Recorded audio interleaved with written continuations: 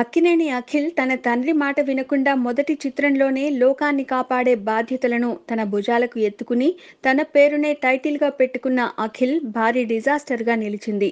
దాంతో అతడిని మరలా రీలాంచ్ చేసేందుకు తన తండ్రి నాగార్జునే తమ సొంత బ్యానర్ అన్నపూర్ణ స్టూడియోస్ ప్రొడక్షన్లో intelligent director Manam fame Vikram K కుమార్తో చిత్రం చేస్తున్న సంగతి తెలిసిందే.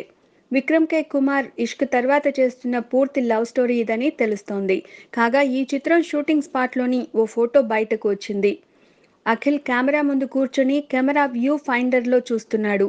సామాన్యంగా నాగార్జున వంటి సీనియర్స్ కూడా తమ షాట్ ఎలా ఉండాలి, షాట్ ఎలా వచ్చింది అనేవి పక్కన ఉండే మానిటర్లో చూసుకుంటారు. క్రియేటివ్ డైరెక్టర్ అయిన విక్రమ్ కే కుమార్, సినిమాటోగ్రాఫర్గా పిఎస్ వినోద్ వంటి వారు పనిచేస్తుండగా అఖిల్కి అంత అవసరం లేదు. వారు చెప్పినట్లు నటిస్తే చాలు, రిజల్టు దానికదే వస్తుంది.